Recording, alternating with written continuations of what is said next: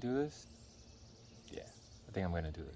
This is a morning message. Actually, it's an afternoon message because it's afternoon by the time you're gonna see this. Last night, I was up until about 4 a.m. just laying there. My mind was going on about a comment I had gotten on my last YouTube video. And I was repeating the one single nasty comment I had gotten out of 100 plus warm and kind messages. And at first I was like, why am I lying here awake, rehearsing this negative exchange over and over instead of all of the positive ones? Why am I so moved by negativity when I would much rather have the positive interactions be at the helm of my consciousness? I should try training my brain to do the latter because I've obviously been training it to do the former. And of course, I started theorizing the answers to these questions since I'm wide awake, wanting to sleep, and my brain is like, sleep? You will sleep when you die, my man. We're gonna get to the bottom of this now. First, I thought of what I associate with being negative is. The negative is that shit that I don't like.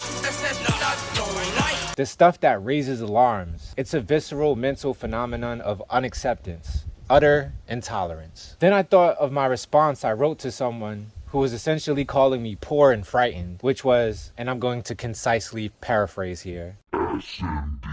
And I laid there laughing like, the only thing that trusts SMD is knocking somebody the fuck out. Why would you waste your time on writing such a thing? Don't you know I can erase this in 2 clicks? You're really trying to hurt me with these words. Words?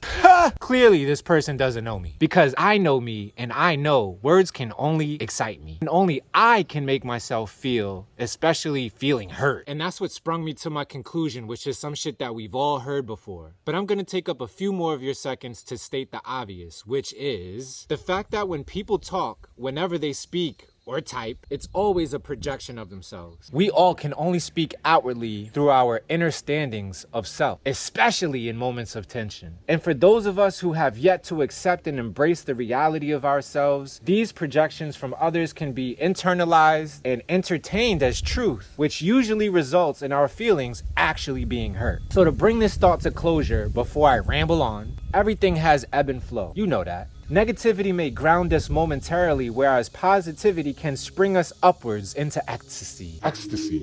I think both are necessary. So I just focus on finding that inner spring. Whenever something is bringing me down, knowing that at the bottom of that pull is a bounce, a push into relative weightlessness, a flight into joy and peace, positivity in all of its abundance. That's today's morning message. Peace.